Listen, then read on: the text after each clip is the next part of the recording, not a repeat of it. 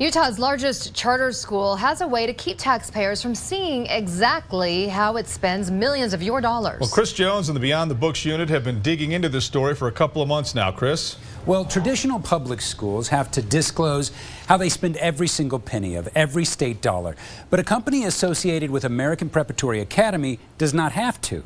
So we started a months-long investigation and asked why. Hi, Carolyn. I'm Chris Jones. I'm from Channel 2. Nice to meet you. Could we talk to you? No. How come? Meet Carolyn Charette. But could we talk to you? In about 6 seconds, she's going to do to us again what she's been doing for the last 6 weeks. See you later. It was good to see you. As the executive director of American Preparatory Academy, Charette oversees $28 million a year that APA gets from taxpayers. Most of the money is accounted for in APA's report to the state, but nearly $5 million goes to a second connected company called APS. Carolyn Charette is the registered agent for that company. That money had Beyond the Books asking questions, and we are not the first. That is a huge red flag for me. State School Board member Kathleen Reby says her constituents often ask her about APA. The concerns with APA is that there's a lack of transparency. So Beyond the Books began to investigate. We asked APA for a breakdown of that $5 million. They said no. We asked for salaries for Carolyn Charette and other top school brass. They rejected that too.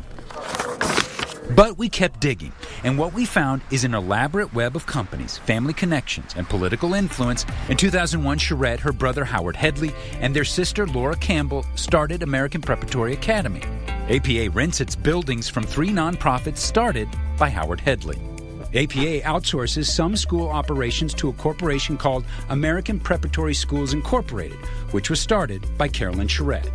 In 2017, APA paid American Preparatory Schools Incorporated $4,626,531. And because it's a private company, APS Incorporated doesn't have to tell us, lawmakers or taxpayers, specifics about how those taxpayer dollars are spent. They simply provided a contract. You want to talk to us David, after or before the meeting, or?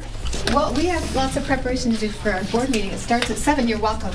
Okay. You're welcome to This has been a question that has been asked a couple times. Jeff Haney is with Canyon Schools. He says his district has to account for every penny, and the law forbids public school bosses from hiring relatives, something APA doesn't have to do. Indeed, we don't have family members supervising other family members. That's a price we pay, I think, when we deal with a government entity. 2 years ago, Senator Lyle Hilliard sponsored a bill that would demand more accountability from all public schools, including APA. When you're dealing with a public entity, you owe an obligation to them and to the taxpayers that they have so they know how the money's being spent. At the hearing about the bill, Hilliard says charter schools vigorously opposed it, and sources who were there say a large charter school faction of about 20 lobbyists and power brokers were present to fight the bill.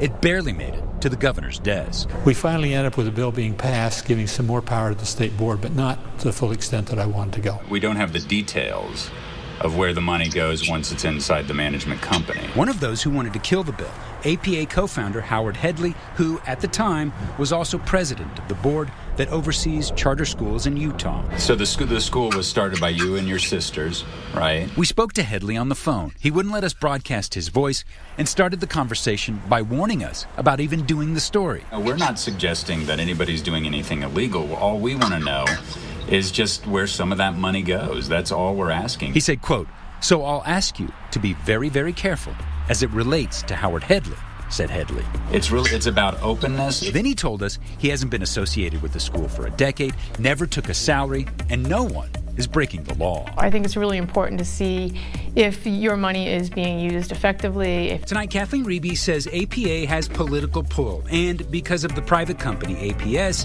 they can do a lot of things without scrutiny, a luxury traditional public schools don't and shouldn't have. But it's a different playing field for both. Does that seem fair to you? It does not seem fair to me.